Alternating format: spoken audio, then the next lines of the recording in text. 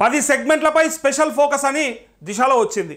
Party మారిన ఎమ్మెల్యేల నియోజకవర్గాలపై కాంగ్రెస్ దృష్టి, ఇరుపక్షాలను సమన్వయం చేసేందుకు కసరత్తు, స్థానిక సంస్థల ఎన్నికల్లో గెలుపు గుర్రాలకే టికెట్లు అంటూ ఇక్కడ ఈ 10 నియోజకవర్గాలు వీళ్ళంతా ఎవరు తెలుసా? ఆనిముత్యాలు. వీళ్ళంతా శుద్ధపూసలు.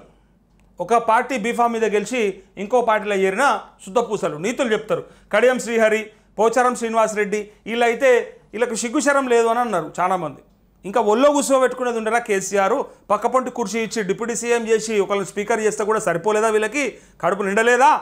పైగా వీళ్ళకే గిట్లుంటే ఇక అసలు తెలంగాణ ఉద్యమంలో పనిచేసి ఇప్పటివరకు ఏ పదవి చూడనోళ్ళు, ఏది దేనికి నోచుకోనోళ్ళు ఇంకెంత అసంతృప్తితో ఉండాలి కేసీఆర్ మీద? వీళ్ళకే గింతున్నది. అన్ని ఇచ్చినోడే చక్కగా లేడు. వీళ్ళకు కడుపు నిండా పెట్టినాకనే వీళ్ళకు చక్కగా లేదు. వీడి దాకా తీసుకొచ్చి పెడితే కూడా వాళ్ళకు సంతృప్తి లేదు. ఇక అసలు ఏం చేయనోడు ఎట్టి పరిస్థితుల్లో మాట్లాడతాడు. అదే జరిగింది రాష్ట్రంలో, ఎక్కువగా అదే జరిగింది.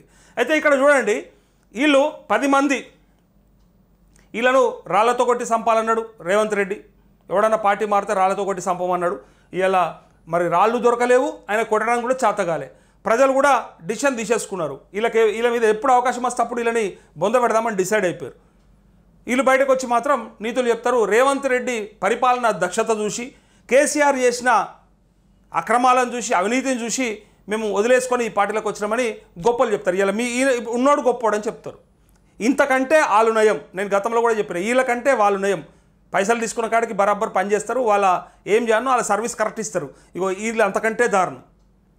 వీళ్ళు అంతకంటే దారుణం. తీసుకునేది తీసుకుంటారు, తినేది ఒకని సొమ్ము, పాడేది ఇంకొని పాట అన్నట్టు అవుతుంది వీళ్ళది.